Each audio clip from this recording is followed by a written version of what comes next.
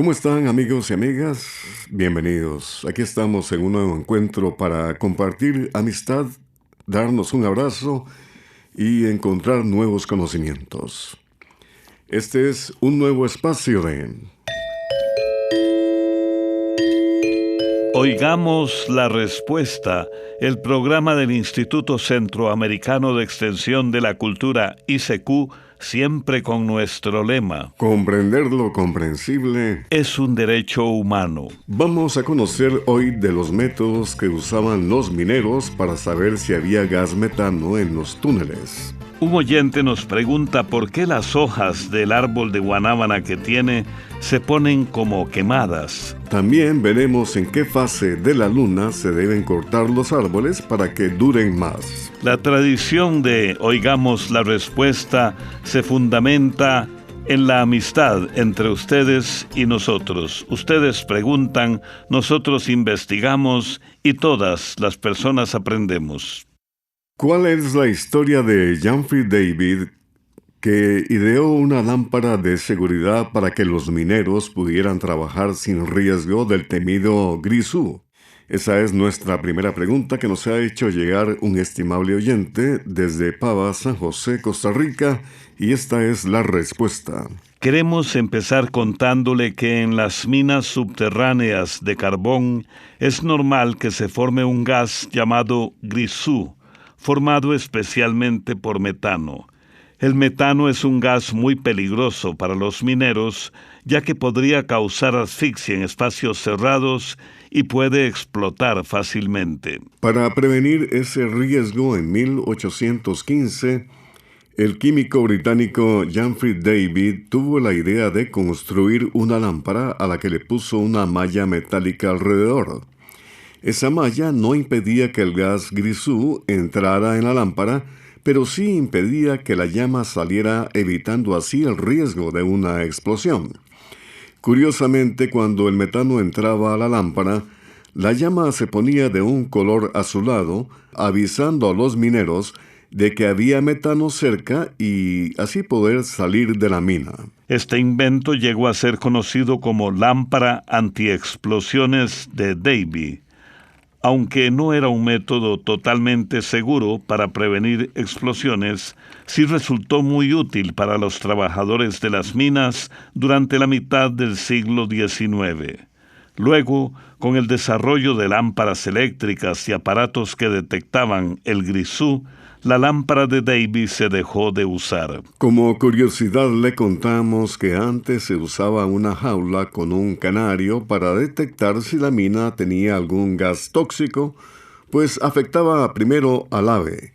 Entonces, si el minero notaba que el pájaro estaba afectado de alguna manera, o si había muerto, se procedía a evacuar la mina. El señor Henry Zelaya nos escucha en Usulután, El Salvador, y a través del WhatsApp del ICQ consulta lo siguiente. Hace 5 años sufrí una herida en mi mano izquierda mientras realizaba labores agrícolas. La herida fue provocada con machete en la muñeca de la mano izquierda y hasta me corté el tendón, pero los médicos me la curaron y logré recuperar la movilidad del dedo gordo. Mi pregunta es la siguiente: ¿por qué cuando me toco la cicatriz de la herida siento sensación táctil hasta en la punta del dedo gordo, justo por la uña, como si fuese allí la lesión? Oigamos la respuesta. Nos alegramos de que haya podido recuperar la movilidad de su dedo luego de ese accidente. Ahora, posiblemente, al reparar la herida, un nervio sensitivo quedó atrapado justo en el lugar donde se hizo la cicatriz, y quizás ese nervio trató de formar una ramificación que llegó hasta la punta del dedo justo por la uña. Y por eso cuando toca su cicatriz, tiene esa sensación cerca de la uña. Los nervios sensitivos son los que llevan hasta el cerebro la información relacionada con el tacto, el dolor, el calor, el frío, la vibración y la forma de los objetos. Esa sensación es normal y no tiene por qué preocuparse, pues aunque sea incómoda o extraña, el dedo gordo tiene movilidad y eso es lo más importante luego de ese accidente que usted sufrió. Saludos amigos de América, del mundo.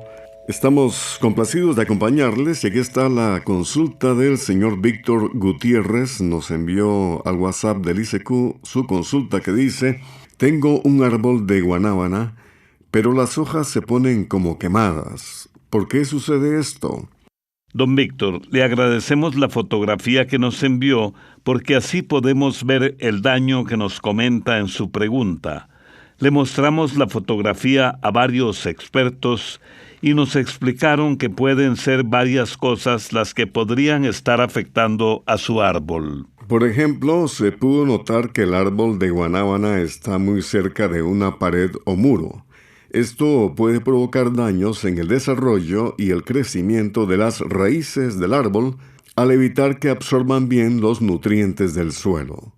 Además, esa pared podría estar tapando el aire y la luz del sol, y hasta podría provocar que el agua se encharque o haya exceso de humedad en el suelo. Por todo esto, si su árbol tiene una altura menor a 1,5 metros, se recomienda trasplantarlo a un lugar donde no tenga construcciones cerca, dejando al menos unos 2 metros de distancia entre cada árbol, alguna pared o construcción, porque así las raíces podrán crecer libremente. Otras recomendaciones son las siguientes: sembrar el árbol en suelos que no se encharquen y drenen bien el agua.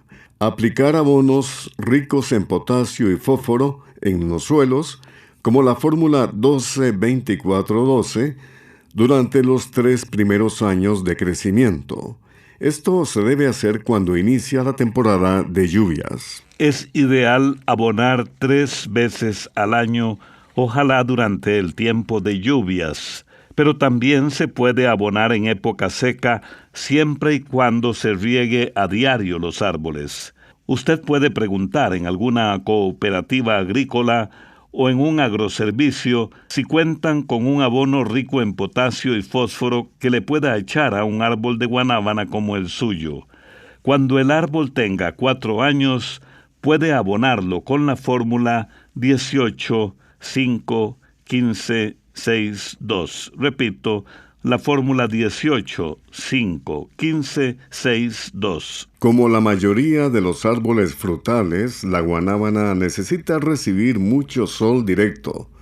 Por eso le dijimos que no es conveniente que su arbolito esté sembrado cerca de una pared que le puede bloquear los rayos del sol. Como suele suceder con las manifestaciones artísticas, estas permiten afirmar la identidad de los pueblos. Lo demostraremos con esta canción de Jorge Isaac Carballo de Nicaragua, Matagalpa.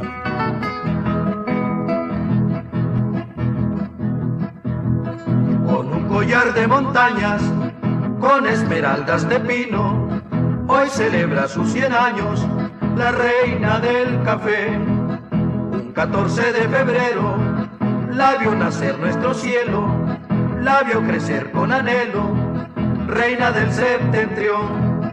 Matagalpa, Matagalpa, la perla del septentrión.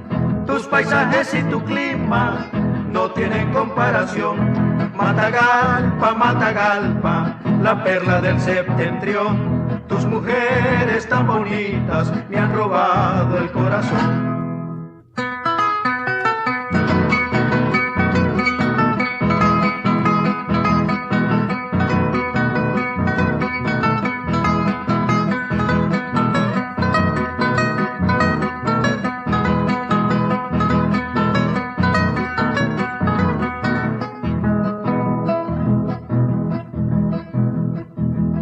Linda se ve de mañana con su gran manto de brumas, linda se ve con el oro de su imponente sol, con el traje de esperanza de sus verdes cafetales, da riqueza a Nicaragua, la reina del septentrión.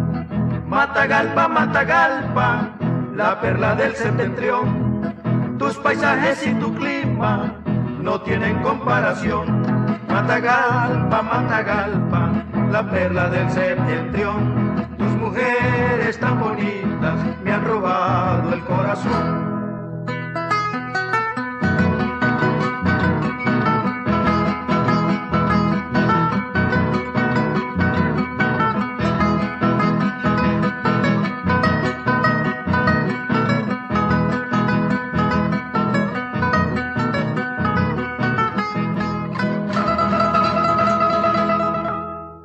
Envíenos sus preguntas al apartado 2948-1000 San José, Costa Rica.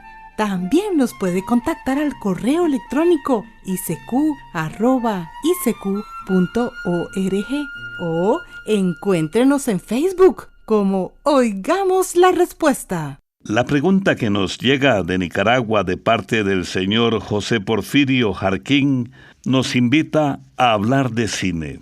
Dice el señor José Porfirio: ¿me podrían decir si la película El Señor de los Anillos fue real o solo es un mito? ¿Cómo surgió esa leyenda de la Tierra Media y sus habitantes en ese tiempo? Las películas de El Señor de los Anillos están inspiradas o basadas en novelas que escribió John Ronald Reuel Tolkien, y las fantásticas historias que narran esos libros no pasaron en realidad. Son una creación de la extraordinaria imaginación de ese escritor que nació en Sudáfrica, pero que desde muy joven se fue a Inglaterra. Tolkien estudió en la reconocida Universidad de Oxford, en Inglaterra. Allí se enamoró de los idiomas antiguos, de la escritura y de las letras. Llegó a aprender latín, griego, español, francés, finlandés, noruego, alemán y también dominaba el inglés antiguo. El gran interés que Tolkien tenía en estos temas le ayudó mucho para escribir sus libros, en los que mezcló historias de leyendas con personajes como duendes, magos y otras criaturas fantásticas que él inventó y que vivieron en lo que llamó la Tierra Media, que también es un lugar imaginado. Tolkien creó todo un mundo en el que vivían diferentes criaturas fantásticas. Imagínese que fue tal la creatividad de este escritor que hasta inventó idiomas para los personajes que vivían dentro de ese mundo. Idiomas que aprovechó y usó en sus libros. Tolkien creía que la mitología, es decir, los mitos y creencias de los pueblos, encerraban profundas verdades espirituales. Era un devoto católico que prefería la vida simple del campo a la agitación de las grandes ciudades. A Tolkien le tocó vivir las 2 guerras mundiales del siglo pasado y eso le permitió reflexionar sobre la oscuridad de la conducta humana y las ideologías políticas. Todas esas experiencias influyeron en sus obras, tales como El Señor de los Anillos y El Hobbit.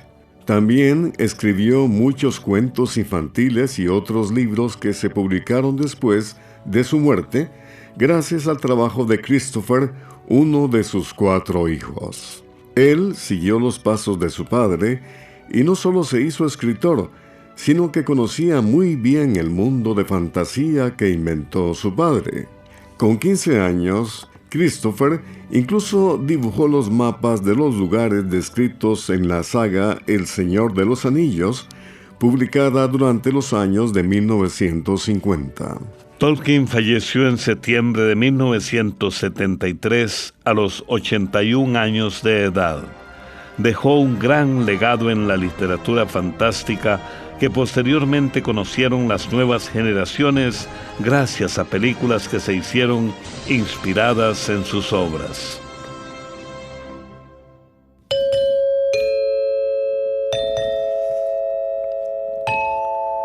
Todos los días, de lunes a sábado, transmitimos este espacio Oigamos la Respuesta. ¿Qué es la magnetosfera y en qué se diferencia de la atmósfera? Pregunta que nos ha hecho llegar el amigo oyente Virgilio Calderón Barrios. Nos escucha desde Ciudad de Guatemala, en Guatemala. La magnetosfera es como una capa que rodea a la Tierra a unos 500 kilómetros sobre la superficie.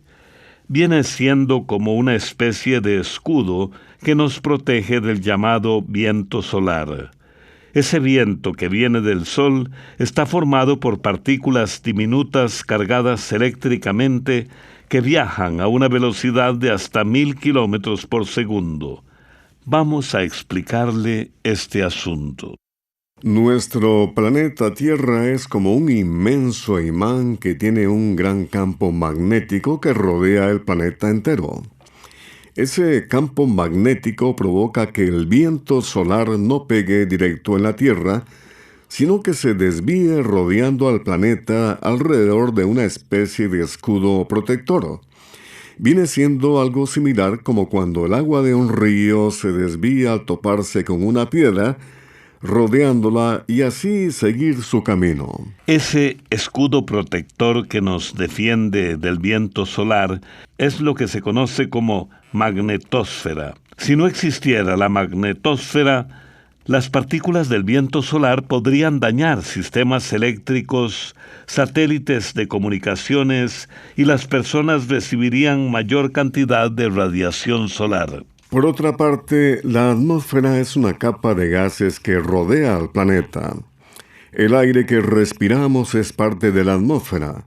Aunque la magnetosfera y la atmósfera sean distintas, sí existe relación entre una y la otra. Por ejemplo, se podría decir que de alguna manera la magnetosfera protege a la atmósfera de las inclemencias del viento solar. Sin embargo, a veces ese viento es tan fuerte que muchas de sus partículas logran escapar de la magnetosfera y chocan con las partículas de gas que forman la atmósfera. Cuando esto pasa, se produce un efecto luminoso conocido como aurora. Se le llama aurora boreal a la que se produce cerca del Polo Norte y aurora austral cuando se produce cerca del Polo Sur. Quienes han podido observar estas auroras, que son como luces de colores en el cielo, aseguran que se trata de un hermoso espectáculo. Y ahora, amigos y amigas, percusión, cuerdas, voces y talento, con la agrupación Claro Oscuro de Costa Rica, escuchemos Del Canto de Mis Alas.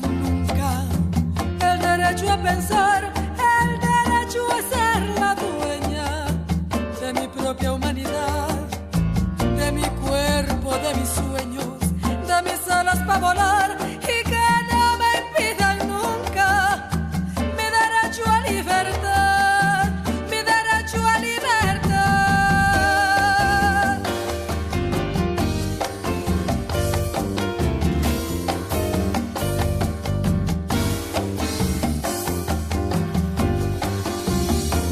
Jamás me impidan el derecho a decidir los destinos de este vientre que me pertenece a mí, es decir, que no me impongan leyes, normas o moral, que yo sé perfectamente lo que quiere nadie más, lo que quiere nadie más, porque ahora soy dimitente del mandato de obedecer, del pasado mutilante, de una historia en la que no opiné, porque ahora soy poeta, decidida y entregada a transformar desde mi pluma y mis fuerzas el presente de mujer y humanidad, desde mi perseverancia el futuro de mujer y humanidad.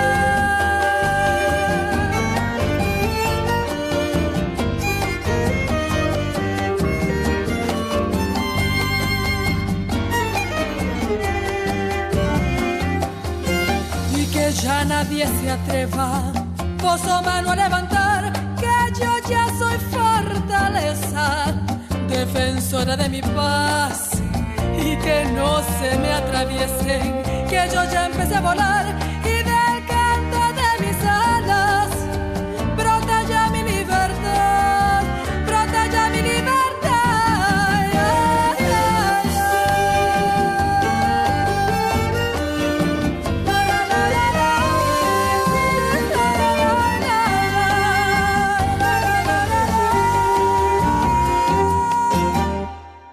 También puede contactarnos a través de un mensaje de WhatsApp al teléfono código de área 506, número 8485-5453. Regresamos de la música y tenemos la pregunta del señor Elvin Reyes Andrade. Nos escucha en Tegucigalpa, Honduras. Y dice, ¿en qué fase de la luna se deben cortar los árboles para que no les entre comején y duren más? Escuchemos la respuesta. Según la experiencia de las personas que trabajan la tierra guiándose por las fases de la luna, el mejor momento para talar o cortar árboles es durante la luna nueva y cuarto menguante, pues se cree que la savia de los árboles se concentrará en las raíces y el tronco estará más seco, por lo que la madera será más duradera, secará más rápido y resistirá mejor el ataque de plagas. Ahora bien, la madera se debe proteger de hongos y de insectos. Los hongos la atacan cuando no se ha secado bien y por eso se recomienda un buen secado. El secado puede hacerse de dos maneras. Al aire libre, el proceso puede tardar varios meses, mientras que en horno se lleva unos días dependiendo del tamaño de las piezas. Las grandes empresas que comercian madera tienen hornos que pueden secar grandes cantidades de madera al mismo tiempo. En las ferreterías también venden productos que sirven para proteger la madera del ataque de hongos y de insectos. Algunos son especiales para tratar las maderas que van a estar bajo techo, mientras que otros se usan cuando la madera estará a la intemperie, es decir, al aire libre. Estos productos se pueden aplicar con brocha, como pintando la madera, o por aspersión, es decir, rociando la madera. Este tratamiento es el menos efectivo, pues los químicos penetran muy poco en la madera. Sin embargo, forman una especie de coraza que la protege desde fuera. Otra manera de aplicar estas sustancias químicas es por inmersión, es decir, sumergiendo las piezas de madera en el producto por unos 30 minutos o más. Usando este método, las sustancias químicas penetran mejor y dan un mejor resultado. Las personas que usan este método de inmersión fabrican una especie de bateas largas, cortando estañones o barriles por la mitad y uniéndolos a lo largo con soldadura. Según nos comentaba un compañero, él sumergió la madera en aceite quemado, del que se obtiene en gasolineras cuando le hacen el cambio de aceite a los carros, y esto le dio magníficos resultados.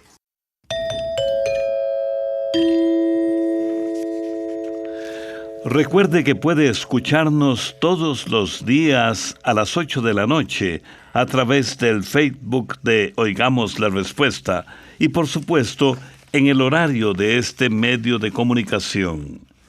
Desde San José, Costa Rica, un estimable oyente nos envía esta pregunta a nuestro WhatsApp. ¿A qué llaman elementos químicos transuránicos?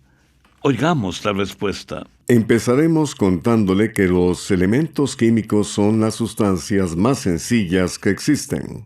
Los elementos están formados por una sola clase de átomos que no pueden separarse en sustancias más simples. A su vez, los átomos están formados por partes aún más pequeñas, de las cuales las principales son los protones, los neutrones y los electrones. En el centro de los átomos están los protones y los neutrones, mientras que, girando alrededor del átomo, como los planetas girando alrededor de una estrella, están los electrones. Por ejemplo, el agua no es un elemento químico, sino que es un compuesto, pues se puede separar en dos elementos que la forman, como lo son el oxígeno y el hidrógeno. Sin embargo, el oxígeno y el hidrógeno ya no se pueden separar en sustancias más sencillas. Por eso son elementos químicos. Otros ejemplos de elementos químicos son el cobre y el estaño, entre muchos otros. Hace como 150 años, un científico ruso llamado Dmitri Mendeleev ordenó, clasificó y agrupó los elementos químicos que hasta ese entonces se conocían. Los ordenó en lo que se conoce como la tabla periódica. Hoy en día, en la tabla periódica hay identificados 118 elementos químicos distintos, ordenados según lo que se conoce como número atómico, es decir, la cantidad de protones que contiene cada elemento. Los tres primeros elementos de la tabla son el hidrógeno, el helio y el litio, que tienen 1, 2 y 3 protones respectivamente. El elemento en la casilla 92, o sea, que tiene 92 protones, es el uranio. Después del uranio vendrían los elementos con más de 92 protones y son los que se conocen como transuránicos, palabra que quiere decir más allá del uranio. En total hay 26 elementos transuránicos que son neptunio, plutonio, americio, curio, berkelio, californio, einstenio, fermio, mendelevio, novelio, entre otros. En la parte final de este programa, compartimos con ustedes una frase de la empresaria Helena Rubinstein. El trabajo duro hace que desaparezcan las arrugas de la mente y el espíritu. Al agradecer la amable atención que nos han prestado hoy, les invitamos para que mañana hablemos de zancudos que pican a las aves, cuál es el origen de los rastafaris, y nos preguntan y respondemos cómo tratar el dolor de espalda. No se lo pierda mañana. Programa A Control 2. Y así llegamos al final del programa del día de hoy. Los esperamos mañana en su programa Oigamos la Respuesta. Mándenos sus preguntas al apartado 2948-1000 San José, Costa Rica. También puede enviarnos sus preguntas al correo electrónico icq@icq.org o encuéntrenos en Facebook como Oigamos la Respuesta. O llámenos por teléfono, código de área 506, número 2225-5338 o 2225-5438. Recuerde que comprender lo comprensible es un derecho humano.